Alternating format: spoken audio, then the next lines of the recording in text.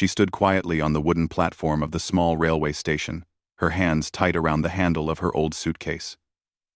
The morning air was cold enough to sting her fingers, but she didn't move. She kept her eyes fixed on the train pulling in, its metal wheels screeching lightly as it slowed to a stop. People around her walked past in a hurry, some carrying bags, some greeting family, some talking excitedly about where they were headed. She stood among them like a shadow, unnoticed and silent. For months she had saved whatever little she earned, skipping meals just to collect enough money for this one journey. She had believed the job waiting for her in this town could change her life. A school in a nearby settlement had written that they needed a helper for the younger children. It was not a big job, but it was honest work. It would give her a roof, a place to sleep, a reason to wake up in the morning. She had held the letter close to her chest for weeks, reading it again and again like a promise. But that promise broke the moment she reached the station office. The station manager, an older man with tired eyes and a strict voice, looked at her papers and frowned. He asked her where she had come from, how long the trip had taken, and what she expected to do here. She answered quietly, trying not to look nervous. He sighed, rubbed his forehead, and told her the position had been filled 2 days ago. The school had found someone local so they would not have to offer housing or extra travel money. She tried to smile as if his words did not crush her. She told him she understood, even though her heart was sinking like a stone dropped in deep water. She stepped aside, thanked him politely, and walked out of the office before her voice could break. She stood on the platform again, watching people laugh and move around her while she tried to keep her tears from falling. She had nowhere to stay in this town, no family, no friends, and no money left after the ticket. The little envelope she had kept in her bag now held only a few small coins, not even enough for a room at the cheapest inn. She sat on a bench near the edge of the platform and placed her suitcase beside her. She told herself she would wait for the next train back home. Home was not much, just a small, rented room in a crowded building and a landlord who kept knocking for unpaid rent. But at least it was familiar. At least it was something. She took a slow breath and tried to calm her shaking hands. She couldn't bear the idea of walking back to that life. But she also didn't know how she could stay here with nothing. She looked down at her shoes, the leather cracked from years of wear, and wondered if this was the end of the little hope she had carried so carefully. As she stared at the dusty boards beneath her feet, she didn't notice the tall cowboy riding toward the station. His horse, a strong brown mare, trotted steadily until he reached the hitching post nearby. He dismounted with a quiet groan, stretching his back like someone who had worked since sunrise. His hat shaded most of his face, but his eyes were sharp and aware. He looked around, searching for someone or something, though he didn't seem in a hurry. Then his gaze landed on her. He saw a woman sitting hunched on the bench, her hair loose from the wind, her face pale and tired. She looked like someone trying very hard not to fall apart. He noticed the old suitcase beside her and the way she kept wiping the corners of her eyes when she thought no one was looking. Something in him tightened. He didn't know her, but he recognized the expression she wore. He had seen it on men who lost their farms, on travelers who had no destination, on widows who had nothing left but memories. It was the look of someone trying to stay strong after life had taken too much. He didn't approach her right away. He watched her for a moment, wondering what had happened. He wasn't the type to involve himself in strangers' troubles, but there was something different about her. He sensed loneliness around her like a thin fog. It pulled at him, almost forcing him to move closer. She finally lifted her head and looked at the empty tracks, as if imagining herself already gone. The wind pushed a strand of hair across her cheek, and she brushed it aside with a small, tired gesture. That movement told him everything. She wasn't traveling by choice. She was leaving because she had nothing else. He took a slow step toward her, then paused. He didn't want to frighten her. He cleared his throat softly to make his presence known before he spoke. "Ma'am," he said in a calm voice, "are you all right?" She startled slightly and looked up at him. For a second, she seemed unsure whether he was truly speaking to her. Then she nodded quickly, too quickly, as if forcing herself to appear fine. "Yes, I'm fine," she said, though her voice trembled. He could see she wasn't. Anyone could see it. But he didn't push. Instead, he sat on the far end of the bench, leaving plenty of distance between them. He rested his hat on his knee and looked at the tracks as if thinking aloud. "You waiting for someone?" he asked gently. She shook her head. "Going somewhere?" She hesitated, then whispered, "Going back." He turned his head slightly, not staring, just listening. "You came a long way?" "Yes," she answered quietly. "For a job?" He nodded slowly, understanding far more than she said aloud. She had come with hope, and that hope had been taken from her the moment she arrived. "That's a hard thing," he said. "Traveling so far for nothing." She tried to smile, but it faded quickly. She looked down again, as if embarrassed to have her failure seen by someone else. He studied her face for a moment. She looked kind, gentle, and exhausted. Not weak, just worn down by life. Something inside him shifted, like a door pushed open by a strong wind. He didn't know why, but he cared. He cared that she looked like she was about to give up. He cared that she had no one to help her. He thought of his own struggles. His wife had passed away months ago, leaving him alone with two small twins who cried for her every night. He had been doing his best, working the ranch, cooking, cleaning, comforting the children, and trying to sleep in the few hours left. But he was tired. Deeply tired. He needed help not just with chores, but with raising the little ones who woke up searching for their mother's voice. He looked at her again. She carried a quiet sadness, but she also carried a gentleness he hadn't seen in a long time. Something told him she had a heart that could understand children, a heart that could offer warmth even when she felt cold inside. She stood from the bench and picked up her suitcase. The movement looked final, like she had made up her mind to leave. Seeing this, the cowboy felt something inside him panic slightly, not fear for himself, but for her. He didn't want this woman to walk away into another life of loneliness when she deserved something better. He rose from his seat and spoke before she could step away.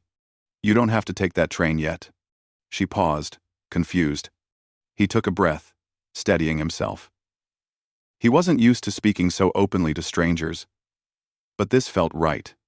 "I don't know your story," he said quietly, "but I can see you're not leaving because you want to. You're leaving because you think you have no choice." Her eyes filled again, and she looked away quickly. He continued, his voice gentle but sincere. "If you want, you can stay a little longer, at least until you figure things out." She didn't answer. Her hands tightened on the handle of her suitcase. She didn't understand why a stranger was offering kindness when the world rarely had. He spoke again, slower this time. "My ranch is close, not far from town. You'd be safe there." She looked at him with surprise, unsure what he meant or why he was saying this. He met her eyes steadily, showing no pressure, no demand, only sincerity. He knew he had more to say. He knew the truth would come out soon enough. But for now, all he wanted was to stop her from stepping onto the train that would take her back to a life of loneliness. He wanted her to know she wasn't invisible. He wanted her to know someone had noticed her at last. And in that moment, standing on that quiet platform, with her suitcase shaking in her hand, she realized she had never needed to hear anything more. She stood frozen for a moment, unsure how to react to the cowboy's offer. No one had ever asked her to stay anywhere before. No one had ever cared if she left or stayed. She had spent most of her life moving from place to place, doing small jobs to survive, never staying long enough for people to remember her name. So when he told her she didn't have to take the train yet, her heart fluttered with both fear and hope. She looked at him carefully. His clothes were dusty from work, his hat worn at the edges, and his boots showed years of use. But there was something calm in his eyes. something steady that made her believe he wasn't trying to deceive her. He wasn't pushing her, just giving her a choice, something she rarely had in life. "I don't know where else to go," she finally whispered, almost ashamed to admit it. He nodded slowly, as if he had expected her to say that. "Then, come with me for now," he said softly. "At least, until you find your feet again." She hesitated, unsure if going with a stranger was wise. But she also knew, boarding the train with empty pockets and an empty future was worse. She had survived so much alone. Taking a chance with someone kind might be the first good choice she ever made. He noticed her worry and took a careful step back to give her space. "I'm not offering anything strange. I'm not asking anything from you. I just need help. And you look like someone who could use a little help too." She breathed out slowly, her shoulders relaxing just a little. "Help with what?" she asked. He looked away for a moment, gathering his thoughts. When he spoke again, his voice was lower, almost sad. "My twins," he said. "They're 4 years old. Since their mother passed, it's been hard. Harder than I ever thought it could be." She felt her chest tighten when she heard that. Losing a mother, the pain in his voice made her picture 2 small children, reaching out for someone who was no longer there. "I'm sorry," she said softly.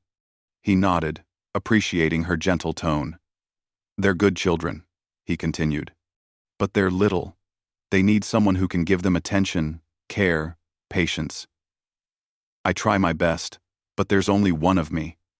Some days I barely manage to keep the ranch running."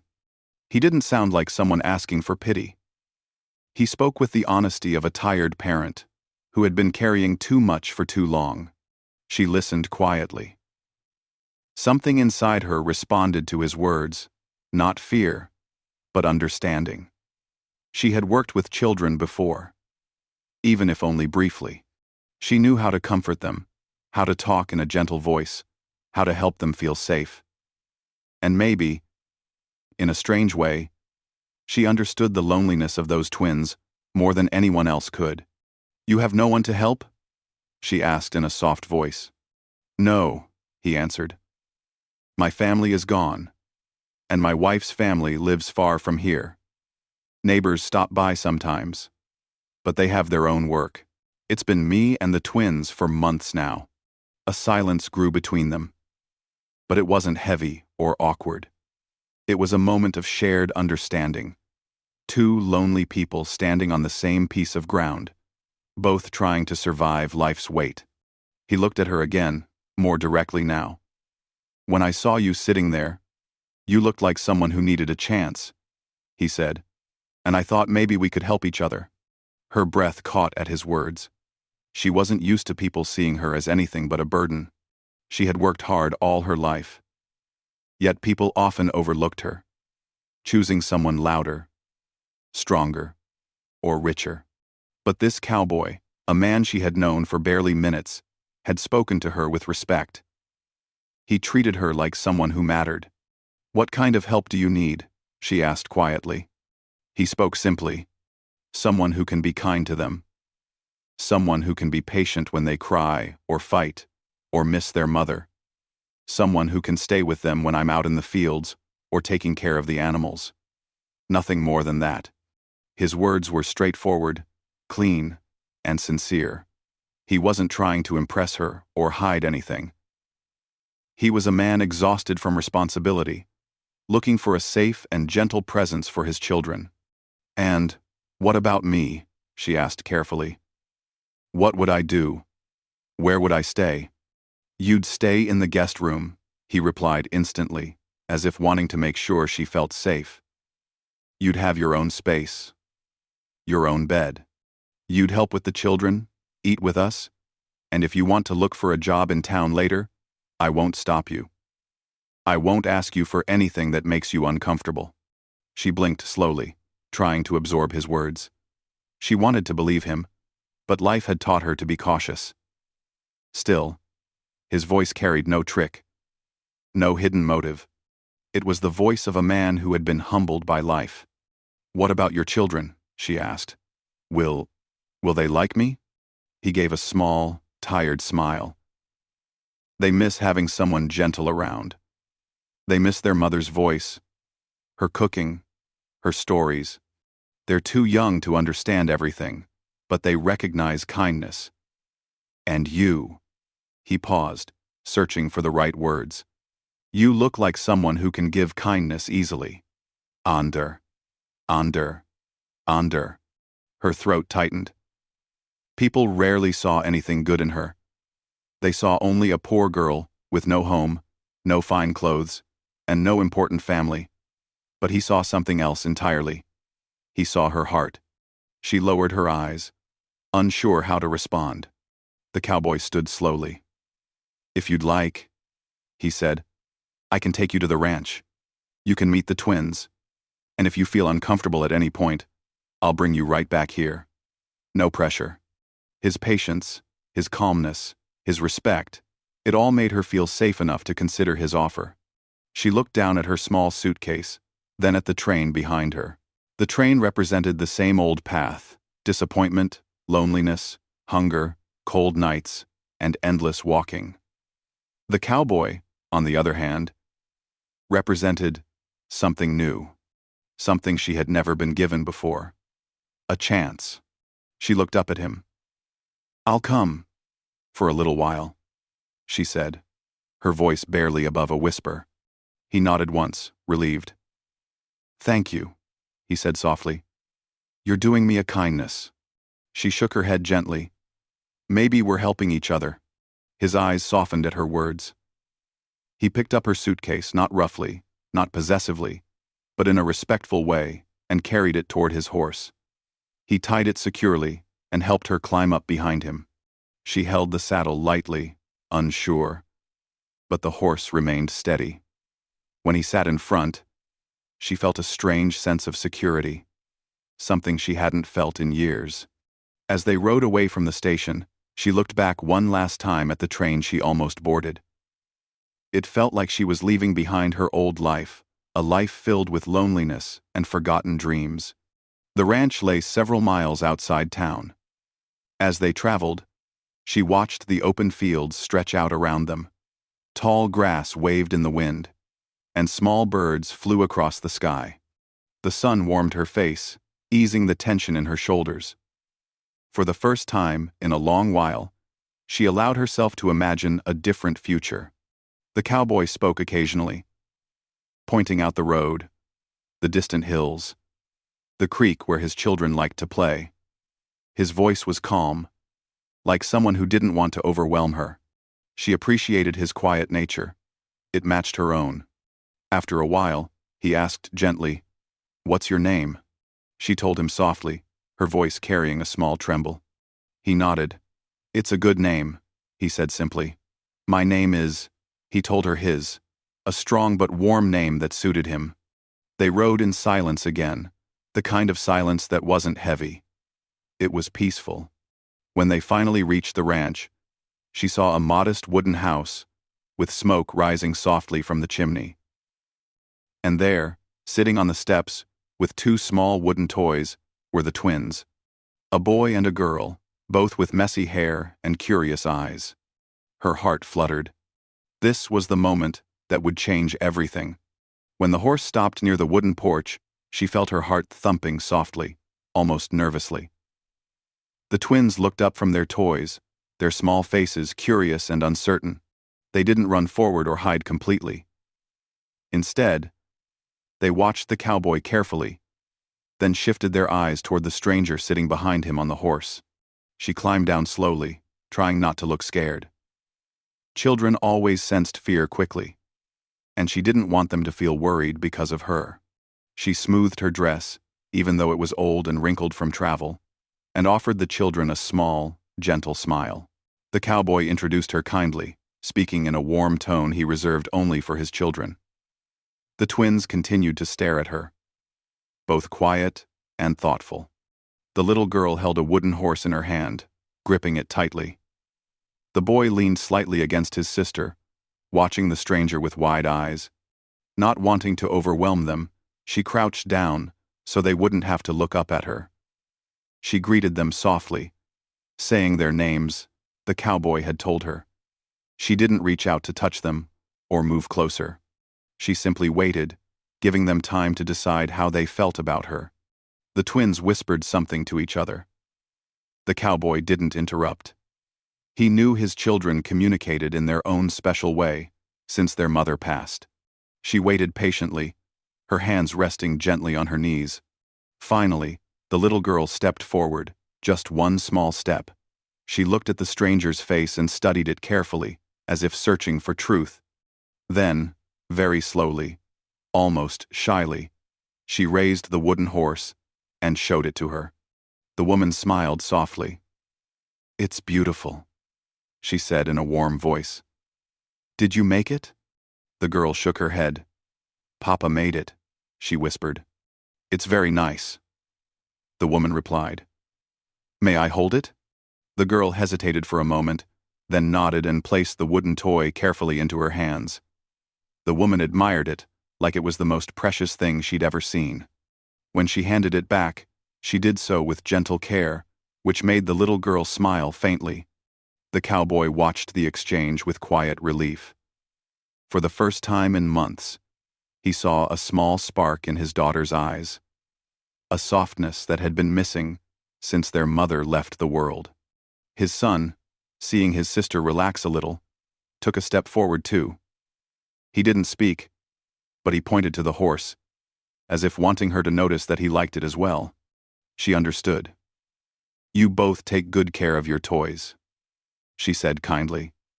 "Your papa must be very proud of you." The boy's cheeks warmed at the praise, and he gave a shy nod.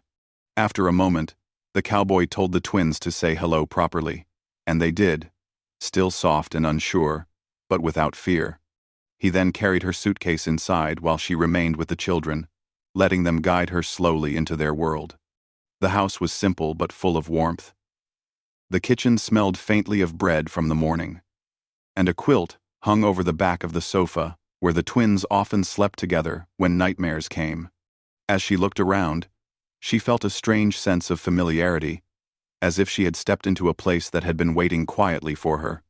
The cowboy showed her the guest room, a small but cozy space with a single bed, a handmade dresser, and a window that looked out over the fields. She placed her suitcase by the bed and stood for a moment, taking in the quiet comfort of the room. She had never stayed anywhere that felt this peaceful. After settling in, she joined the twins again in the kitchen. They followed her slowly, watching her with curious eyes. She washed her hands and asked them gently what they liked to eat. The cowboy stood nearby, leaning against the doorway, observing the scene while pretending he wasn't. He didn't want to interrupt the gentle rhythm that was beginning to form between her and the children. She began preparing dinner with whatever ingredients she found: fresh vegetables, a little bread, and some beans.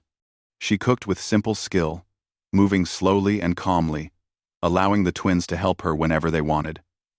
The little girl washed tomatoes, while the boy tried to stir a bowl with serious concentration. She praised them for every small task, making them feel proud. The cowboy watched quietly, surprised by how naturally she fit into the kitchen, a room that had felt cold and echoing since his wife passed. Now, hearing pots clink and seeing a warm meal come together, the house felt alive again. The twins sat close to her as she worked, whispering questions and offering suggestions. They felt drawn to her gentleness. She spoke to them softly, never raising her voice, never rushing them. She seemed to understand their emotions without needing them to say much. When dinner was ready, they all sat together at the wooden table. The twins ate happily, smiling between bites. The cowboy watched them carefully. It had been weeks since he had seen them finish their food without being reminded. Tonight, they ate as if they felt safe, as if the presence of this kind woman made the meal taste better. After dinner, she helped the twins wash up, guiding them without scolding or impatience. She wiped their small hands and brushed crumbs from their clothes, and the twins leaned into her touch as if it had been missing from their lives. The cowboy noticed everything. He saw how the twins relaxed near her, how they looked at her with trust forming slowly in their eyes. He saw how her soft voice filled the spaces in his home where silence had settled like dust. When the children grew sleepy, she read them a short story she remembered from her own childhood. Her voice was steady and calming. The twins listened with wide, dreamy eyes until their heads began to droop. The cowboy stepped forward then, lifting them gently and carrying them to their small shared bed. She followed behind quietly, smoothing the blanket over them. The little girl reached out a small hand, touching the woman's wrist. "Will you be here in the morning?" she whispered, her voice filled with the fragile hope of a child who had lost more than she understood. The woman nodded softly. "Yes," she answered, her heart tightening. "I'll be here." The little girl smiled sleepily and closed her eyes. The boy, though half asleep, murmured, "Stay." She placed a soft hand on his forehead. "I will," she whispered. When they stepped out of the room, the cowboy paused in the hallway. The dim lamplight reflected the tiredness in his eyes, but also something new: gratitude. "You handled them like you've known them for years," he said quietly. She shook her head. "I just understand them, I guess. They haven't opened up to anyone like that since their mother passed," he admitted. "They really needed this. They needed someone gentle." "No."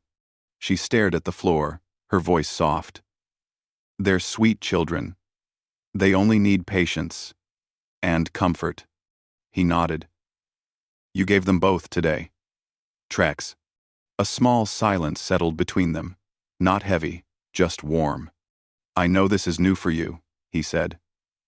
"If you want to stay a little longer, you can. I'm grateful for any help you're willing to give." She lifted her eyes to him. "I'd like to stay, at least for now."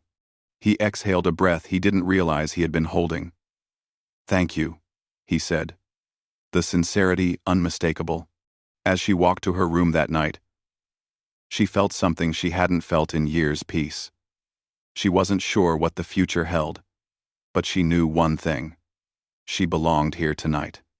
And maybe, just maybe, she had found a place where she could finally rest her heart. The next morning, sunlight slipped gently through the thin curtains of her guest room, waking her softly. For a moment she didn't remember where she was.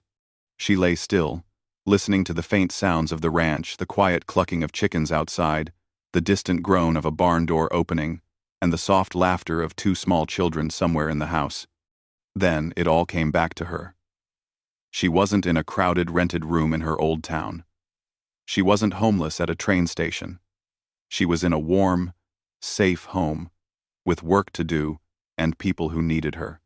She sat up slowly and touched the quilt folded neatly at the end of her bed. Someone had stitched it by hand long ago. The edges were slightly worn, but it felt comforting. She stood, washed her face, and stepped quietly into the hallway. As she walked toward the kitchen, she could hear the cowboy speaking in a gentle, tired voice, trying to convince the twins to eat their breakfast. They weren't misbehaving. They were simply distracted. Their attention pulled toward the doorway, waiting to see if she would come out. When she appeared, both twins brightened instantly. The girl pointed excitedly, and the boy sat up straighter in his chair. They didn't run to her, but they smiled in a shy but eager way that warmed her heart. She greeted them with a soft, "Good morning."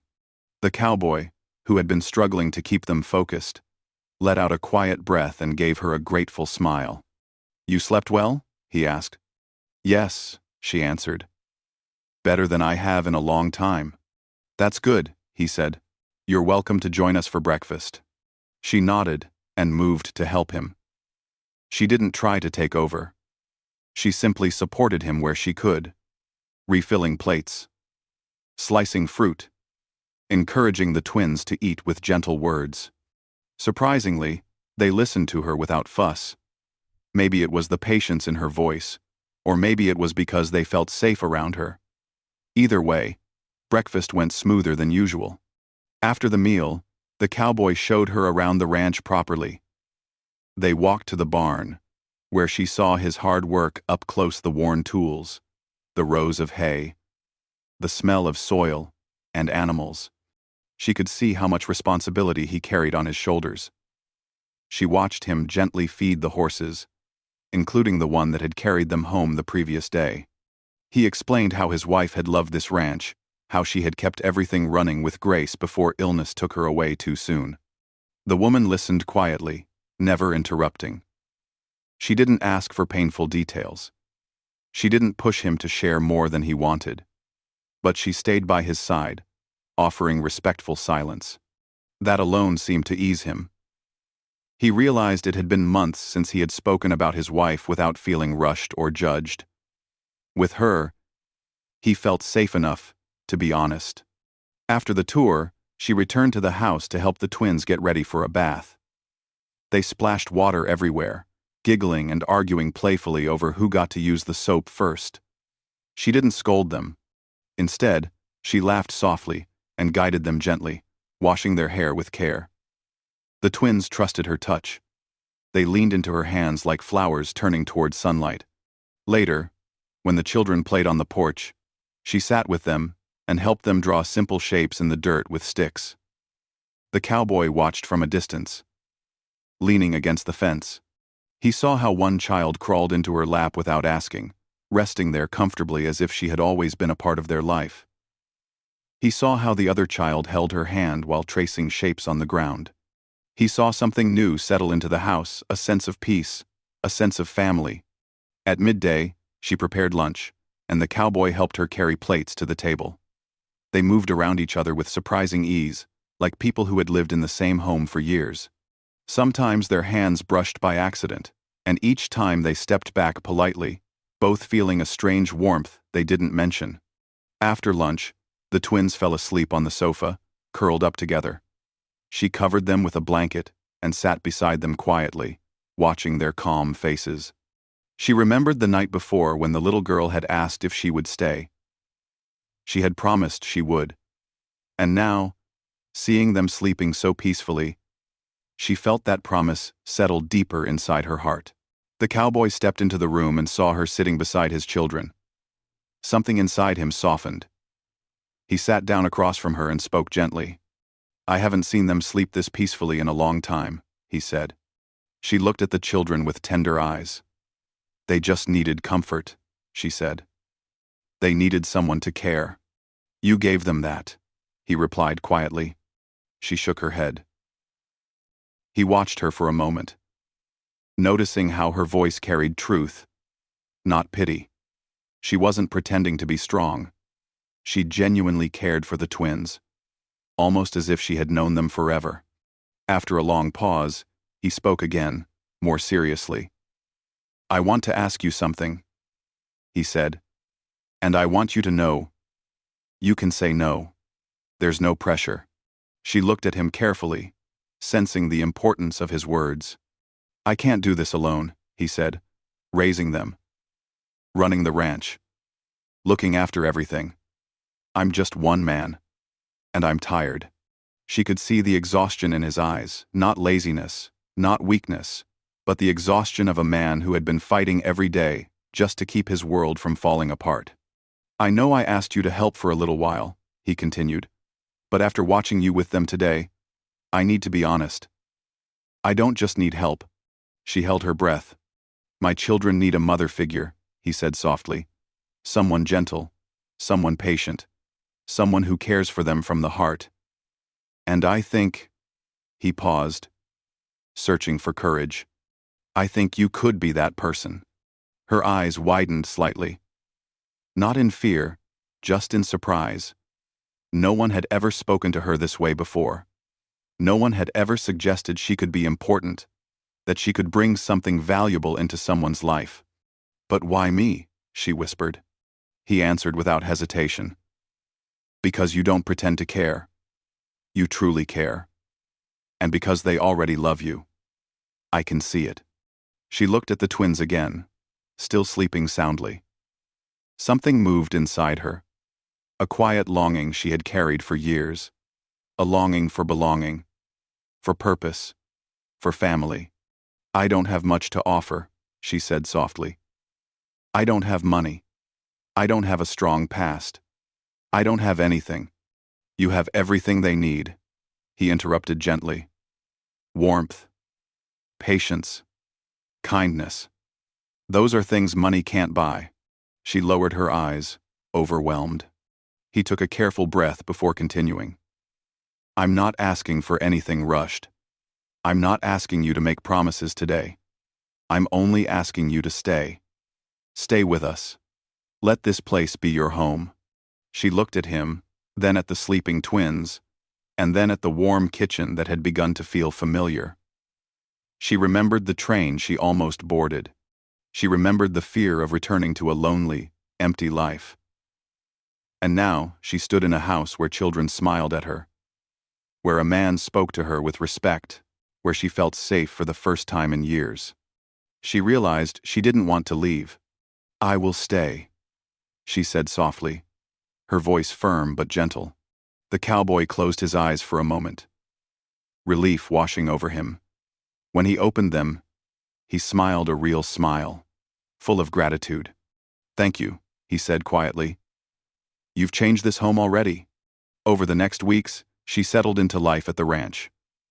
She cooked meals, helped with the twins, cleaned the house, and learned how to care for the animals. The cowboy worked beside her, showing her small things like how to fix a fence or how to gather eggs from the chickens without startling them. Sometimes they talked about their pasts, sometimes they simply worked in calm silence. The twins grew happier each day. They followed her everywhere, holding her hands, showing her their toys, falling asleep against her shoulder. And she felt something blooming inside her, a sense of purpose, a sense of belonging. People in town began to notice the change. They saw the cowboy walking into the general store with a lighter step. They saw the twins laughing again, clinging to the woman like she had always been their mother. They saw the way the cowboy looked at her not with pity, but with deep respect and quiet admiration. One evening, after the twins had fallen asleep, the cowboy stood with her on the porch. The sky was painted with colors of dusk, and a soft wind moved through the fields. You saved us, he said quietly. She shook her head. You saved me first. He looked at her with steady eyes. Maybe we saved each other. She felt her heart warm. This ranch, these children, this man, they had become her family. Not by force, not by obligation, but by choice and kindness. And in that moment, under the fading sunlight, she understood one thing clearly. She had been rejected at a station, ready to disappear from the world. But fate had other plans. A cowboy had stopped her from leaving, saying his twins needed a mother. And in the end, she discovered she needed them even more.